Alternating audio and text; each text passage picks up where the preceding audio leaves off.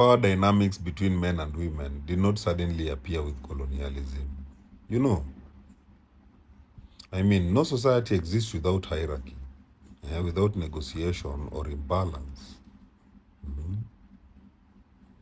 What colonial systems did was not invent gender tension from nothing, but intensify it, formalize it, and redirect it in ways that reshaped African societies permanently. Pre-colonial African societies were diverse. Some were patriarchal, some were matrilineal, and some balanced authority through complementary systems. Women held economic power in trade networks, spiritual authority in ritual spaces,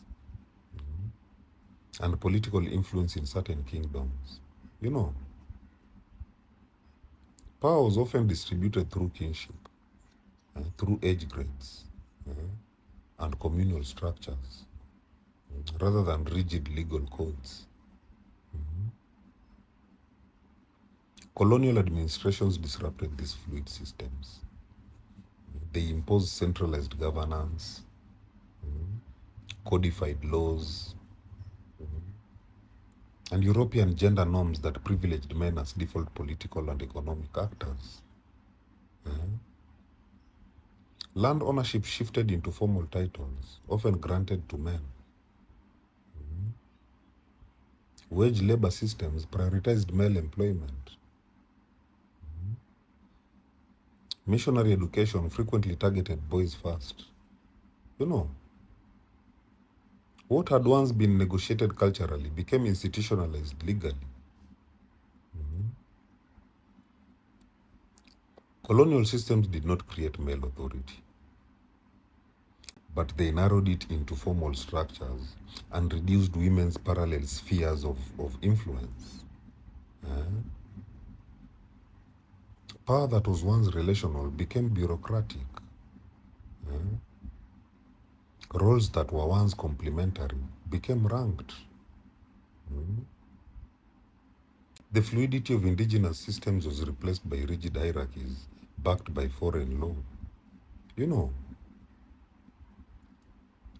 Psychologically, when power becomes formalized, it hardens identity. Men were socialized into state-recognized authority roles, while women were pushed into domesticated or informal spaces.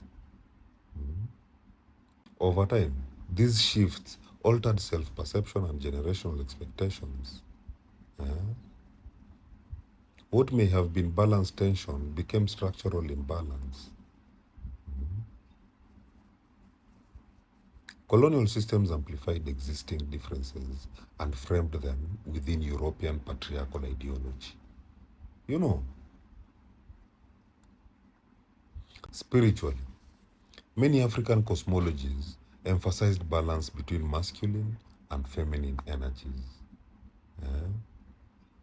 Colonial religion often introduced stricter binaries and male-dominated spiritual hierarchies. This redirection altered symbolic power, not just social roles. The shift was not only political, it reshaped meaning itself. In short, colonial systems did not invent gender power dynamics, but they intensified and formalized them through law, through economy and religion. They redirected authority into rigid structures that reduced indigenous flexibility. The result was not a new imbalance from nothing, but an amplification and institutionalization of existing tensions in a foreign framework. May people heal. Heal.